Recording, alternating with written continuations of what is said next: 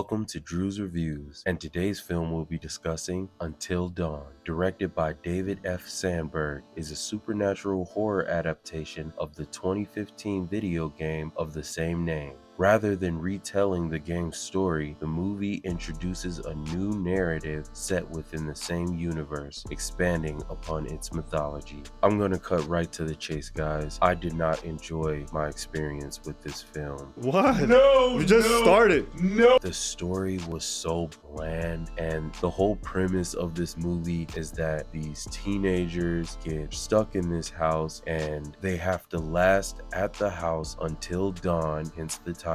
And every time they die, the day starts over and they have to survive until dawn all over again. That's pretty much the basics of the whole premise. But from the trailers, it looks so much more entertaining and so much more interesting. But watching it, wow, what a drag. Just all the characters were so mindless, and I was just rolling my eyes at every decision they would make and wondering, why did they write this movie and direct this movie the way that they did? We do not care. From the trailers, I thought it was going to be something completely different. At least that's what it looked like. But that could just be on the people that made the trailer, because they suckered me into watching this movie. It was such a nothing experience. Right when I got up, I was just like,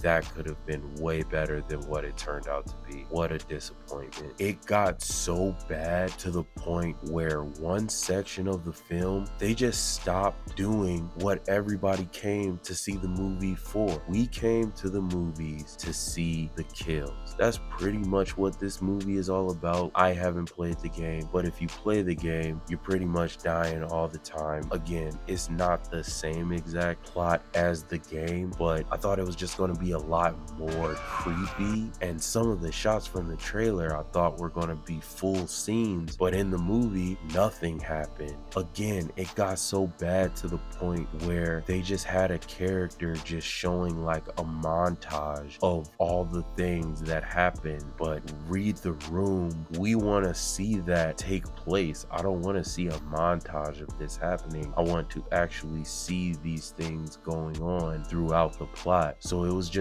very lazy to me in that regard, and what they decided to focus on was just so boring and uninspired. There are so many good horror movies with good takes and really well executed kills, and at the same time it has a plot that you can follow and that is interesting, and this was just a waste of time. I do have some positives. The CGI was done really well for the most part. The beginning of the movie was really well done, even though it was still very cliche, with the teenagers going on a trip and they stop at a gas station and the old guy says, I wouldn't go that way, and then they still do, and all types of buffoonery ensues. But the beginning showed me that, oh, there's promise here. Even with the cliches, I was still pretty locked in up to that point. And then right when it hit the midpoint of the second act of the film, it just went downhill from there. The plot was just so convoluted. I really didn't enjoy myself. I'm getting back into negatives and I'm supposed to be talking about positives here. Anyway, the monsters were pretty cool.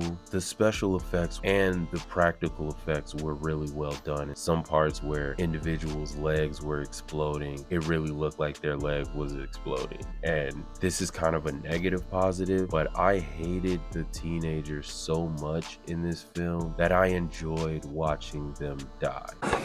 What? Bro, what are you talking about, man? Although I like some films that do have that aspect where you just have a whole bunch of crappy teenagers and they all get murked by some psychopath with a knife because they were doing some crazy activities, and the viewer is just like, oh man, I can't wait until these people get killed. Stop it.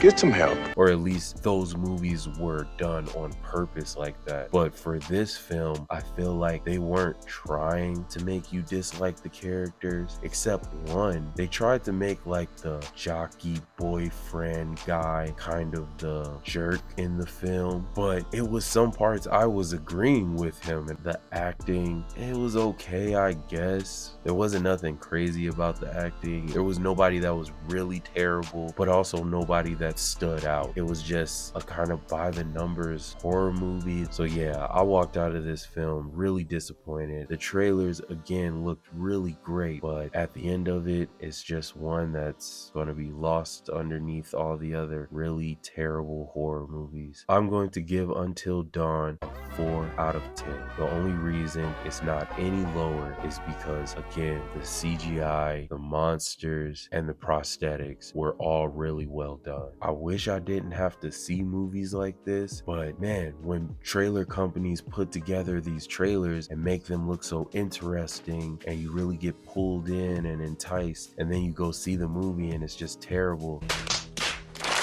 it's just such a sucky experience. But what can you do about it except forget? Thank you for tuning in to my review of Until Dawn. Please like, subscribe, and let me know down in the comments, what's the worst horror movie you've seen? I would love to hear your thoughts. And in case I don't see you, good afternoon, good evening, and good night.